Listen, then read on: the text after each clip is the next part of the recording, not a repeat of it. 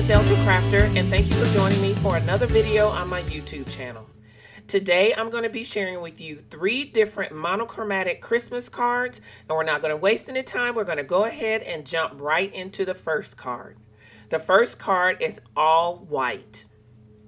So we're going to be using some hot foiling with this very first card, and we're going to take a look at the products that we're going to be using today. We're going to be using the Happy Holidays Glimmer plate from Spellbinders. I have the Snowflakes plate from Hurley and Spellbinders. And then we're also going to be using some stitched rectangular dies from Fawn. And the hot foil of choice is Opal, which is a kind of an iridescent, really pretty hot foil to use on your creations. So the first thing that I'm going to do is I'm going to create a sandwich with my hot foil plate, which is the Snowflake plate, and my piece of cardstock. This is a piece of Neenah Classic Crest Solar White cardstock in 80-pound weight. And so I'm going to make a hinge with that and a piece of mint tape so that I can then slide my opal foil in between. Now, because this opal foil is clear, you really need to pay attention to which side has the foil on it and which side does not. You want to make sure that your pretty side, your foil side, touches your cardstock. I'm not going to go really in depth on the hot foiling in this video. Please check out my hot foiling playlist for more details on how to do some hot foiling. So I've let my timer run on my Glimmer machine, and my hot foil has been pressed into my cardstock. I've also taken it over to my die cutting machine, and now that we can pull back the release paper, we can see the beautiful foiling that this Snowflake plate was able to give us with that opal hot foil. This is very, very pretty, and it catches a lot of light. So we're going to repeat that process with our sentiment. We're going to use the same foil, that opal foil, and we're going to peel back our release paper now, and we can see that we have a beautiful sentiment that has been hot foiled for our card. So I'm going to bring in that Fawn stitched rectangle set, and I'm going to find one that fits my sentiment well, because this sentiment is very scripty. And I'm going to put that die around the sentiment using some mint tape to secure it in place, and die cut out the sentiment so that we can start to assemble our card. I love, love, love, love this, the way this is all coming together. So of course you guys know that I love to pop things up. So we're just gonna pop the panels up with some foam tape as well as some craft foam. Whatever type of material you have, I use a varying different kinds. Whatever type of material you have to pop up your different die cuts and things, that's what you should use. I have a myriad of different materials in my stash, and depending on what I'm doing and where it's going, I will use different kinds of things to elevate and give my cards some dimension. Off camera, I went ahead and die cut a snowflake. You can use any snowflake you may have in your stash, but I went ahead and die cut a snowflake to add to the corner of the card.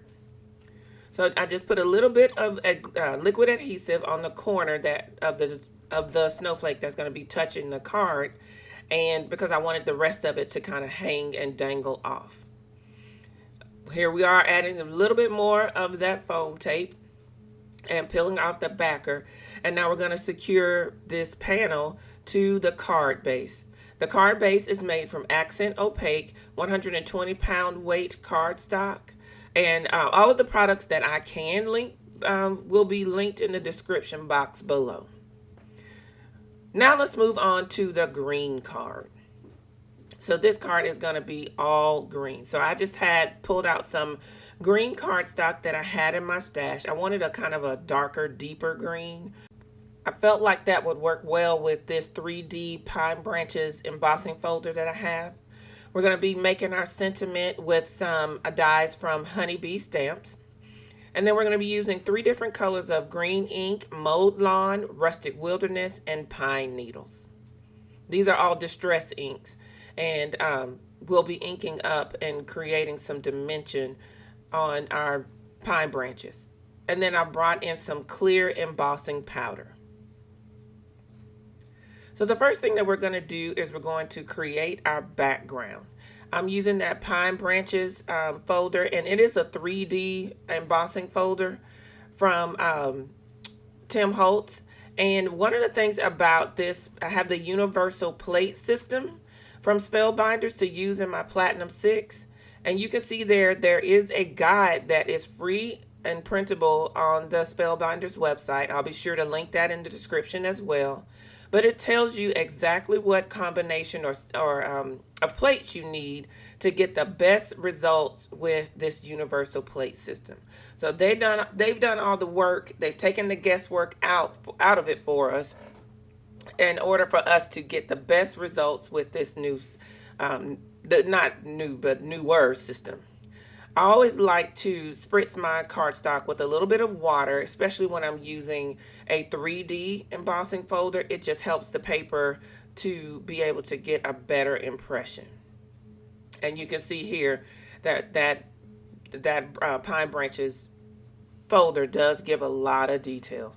You can hit this with your heat tool if you want to dry up some of that water. You don't have to, but if you want it, if it bothers you or you want to go ahead and move on to the next part quickly, then you can absolutely dry that water up with your heat tool.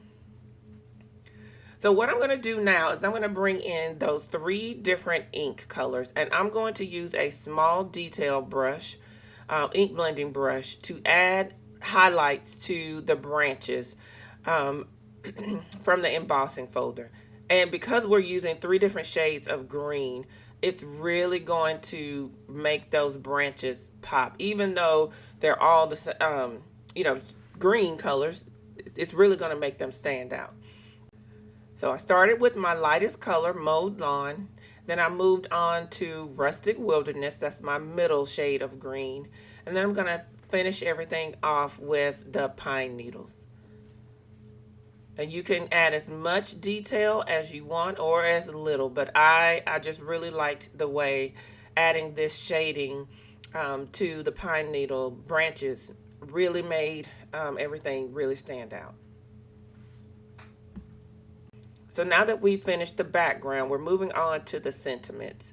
I'm going to use 2 sentiments from this Honeybee set. I'm going to use a sub-sentiment as well as a main sentiment, or a larger sentiment. I'm going to stamp these. The sub-sentiment is going to get stamped directly onto the panel. And I'm just going to use that Pine Needle Distress ink, and I'm going to stamp that onto the panel because I want to make sure, all the colors match, and not use a different shade of green that wouldn't, complement as well, or it would look odd.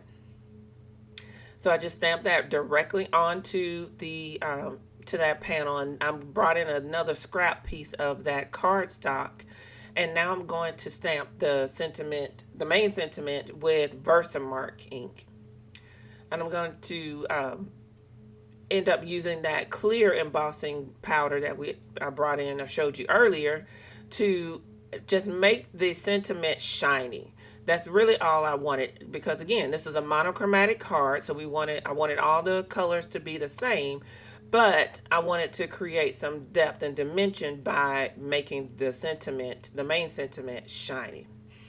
So I'm just putting that clear embossing powder on there. I'm going to heat it up and melt it with my heat tool, and then I'm going to cut out the sentiment with the coordinating dies that cut them out. I also cut out a couple of extra sentiments to create some dimension.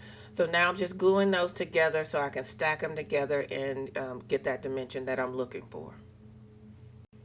Once the pieces have had a little bit of time to dry, I'm going to use some liquid adhesive and place that on the back of the sentiment and adhere that to the panel.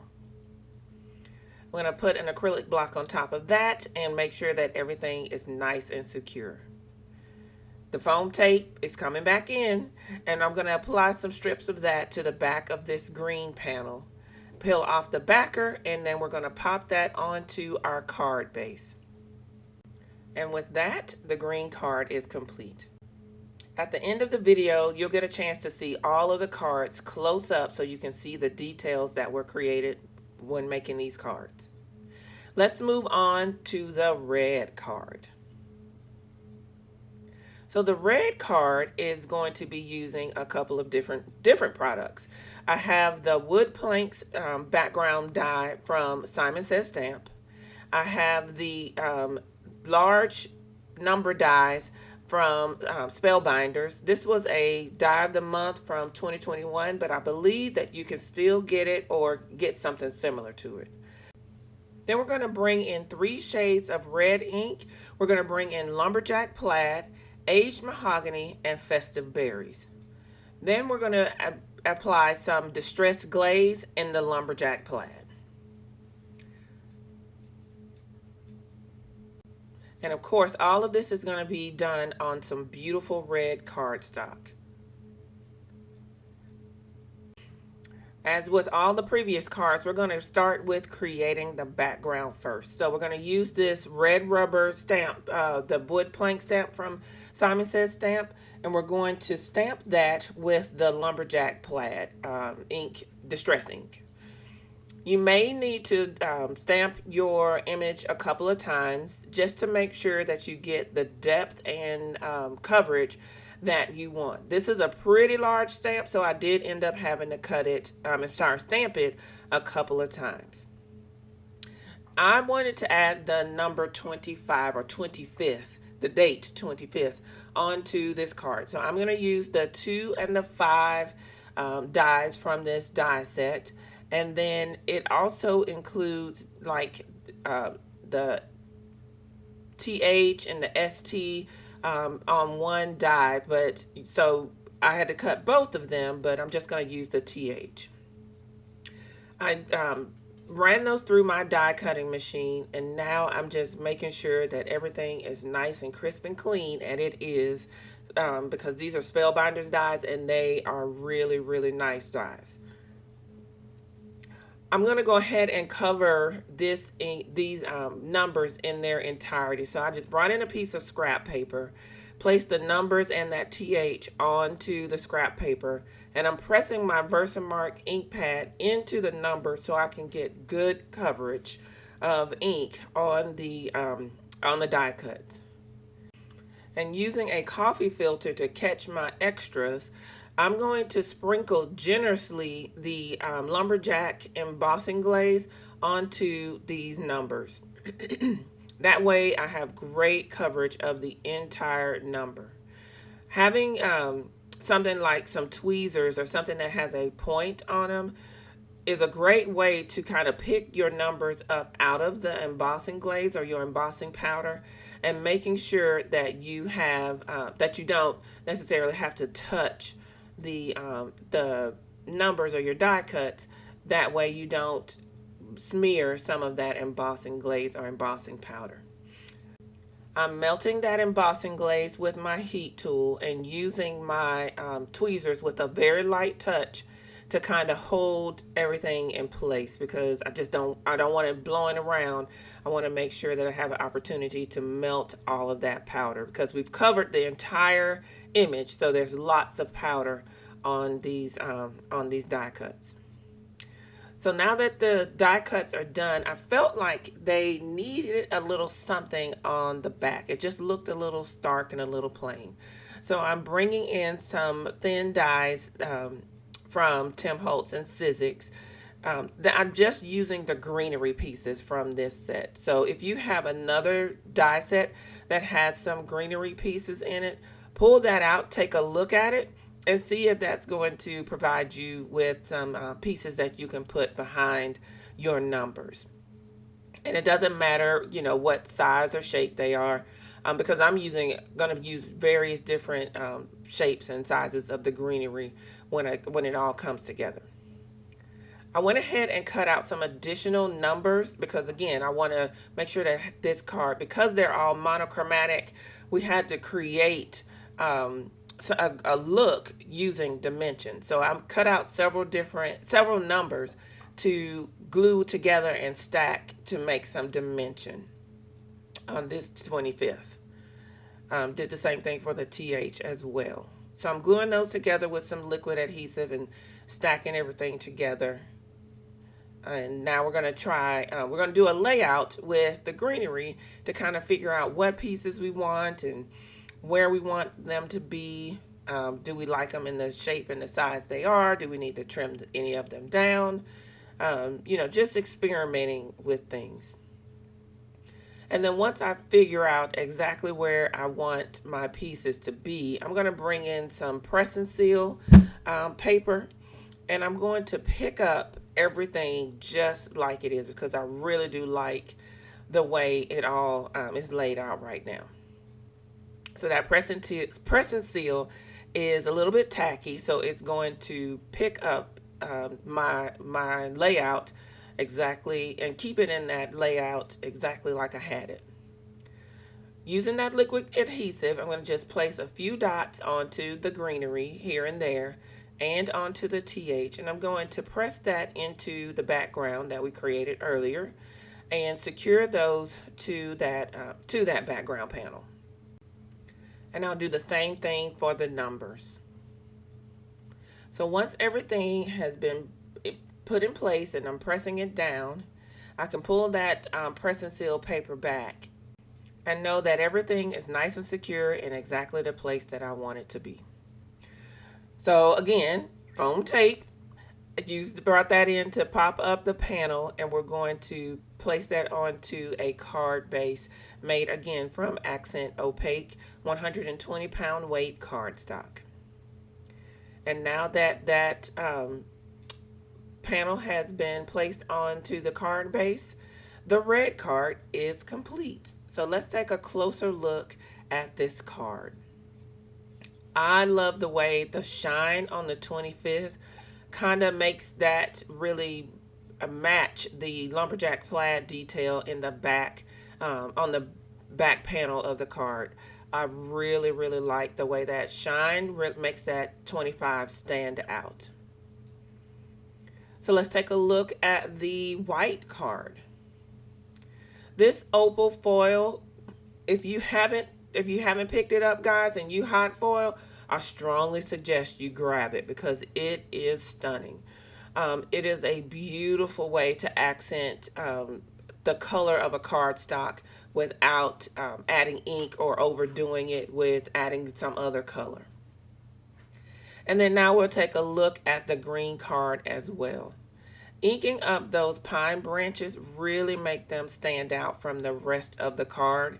And, it just shows you what you can do with one color. So I hope you have enjoyed this video. If you have, please consider giving it a thumbs up. You can always find me on Instagram and Facebook at The Delta Crafter, as well as on my website, thedeltacrafter.com. Until next time, everyone, enjoy and happy holidays.